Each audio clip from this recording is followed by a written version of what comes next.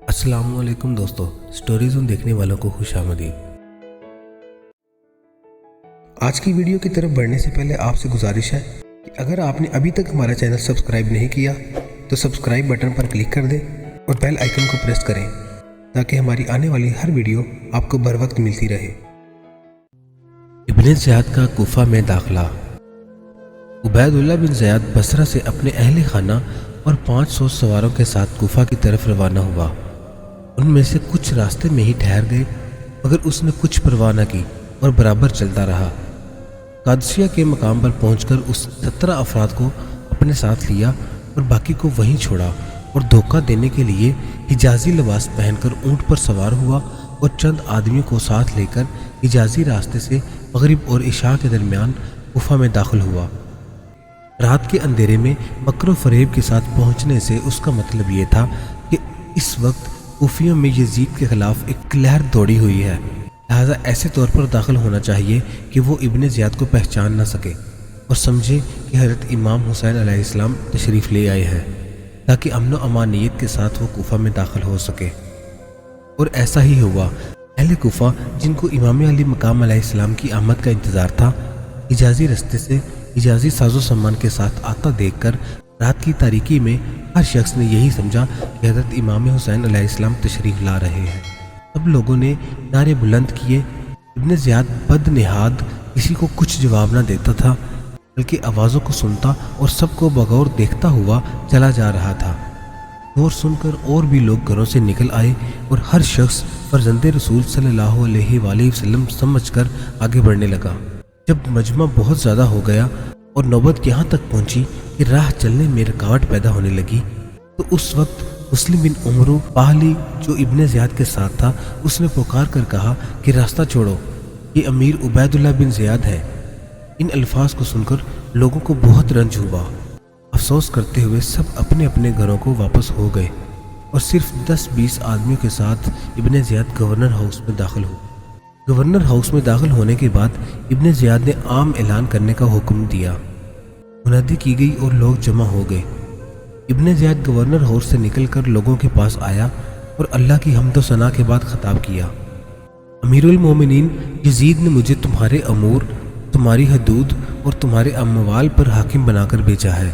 उन्होंने हुक्म दिया है कि मैं तुम्हारे मजलूमों के साथ इंसाफ करूं, हाजतमंदों को अता करूं, मती व फर्मा बरदार पर एहसान करूं और तुम में से मशकूक और नाफरमान लोगों पर सख्ती करूं। मैं तुम पर उसके अहकाम नाफज करूंगा और उन अहकाम की पैरवी कराऊंगा। इस तकरीर के बाद इब्ने ज़ियाद ने कूफा के सरकर्दा लोगों को गिरफ्तार कर लिया और उन सब से तहरीरी ज़मानत मांगी कि वो और उनके कबीले के अफराद किसी मुखालफ को अपने यहाँ पनाह नहीं देंगे और ना किसी किस्म की मुखालफाना सरगर्मियों में हिस्सा लेंगे, और अगर किसी ने हुकूमत के किसी मुखालफ को पनाह दे रखी है तो वो उसको पेश करेगा, और जो अपनी तहरीर की पाबंदी करेगा वो बरी हो जाएगा। जो ऐसा नहीं कर पाएगा उसका माल और जान दोनों हलाल हो जाएंगे। उसको कत्ल करके उसी के दरवाजे पर लटका दूंगा और उसके तमाम लवाहकीन भी महफूज नहीं रहेंगे। इब्ने ज़ियाद की आमद और डराने धमकाने से अहले कूफा खौफजदा हो गए और उनके ख्यालात में तब्दीली आने लगी। इन हालात के पेश नज़र हज़रत मुस्लिम बिन अकील अलैहिस्सलाम ने मुख्तार बिन उबैदा के यहाँ रहना मुनासिब न समझा, क्योंकि कूफा में मशहूर हो चुका था कि आप यहाँ क़याम पजीर हैं। आप रात की तारीकी में वहाँ से निकलकर हानी बिन उर्वा के यहाँ चले आए, जो कबीला मज़हज के सरदार और मुहिब्बे अहले बैत थे। वो कहने लगे कि आप यहाँ ना आते तो अच्छा था। आपने फरमाया कि मैं ख़ानदान रिसालत का एक गरीबुल वतन मुसाफिर हूँ, मुझे पनाह दें। हानी ने कहा कि अगर आप मेरे मकान में दाखिल ना हो चुके होते तो मैं ये कहता कि आप यहाँ से चले जाएं, लेकिन अब मेरी गैरत के ख़िलाफ़ है कि मैं आपको घर से निकाल दूँ। हानी ने मकान के औरतों वाले हिस्से के महफूज कमरे में आपको छुपा दिया और सिवाय महदूद व मखसूस लोगों के दूसरों को इस राज से मुतला न किया। हज़रत मुस्लिम बिन अकील की तलाशी। हज़रत मुस्लिम बिन अकील हानी बिन उर्वा के घर में ठहरे हुए थे। काफ़ी लोग खुफिया तौर पर आते जाते थे और बैत का सिलसिला भी जारी था। उधर इब्ने ज़ियाद मुसलसल इस तलाश में था कि किसी तरह पता चले कि हज़रत मुस्लिम बिन अकील को किस शख्स ने पनाह दी है।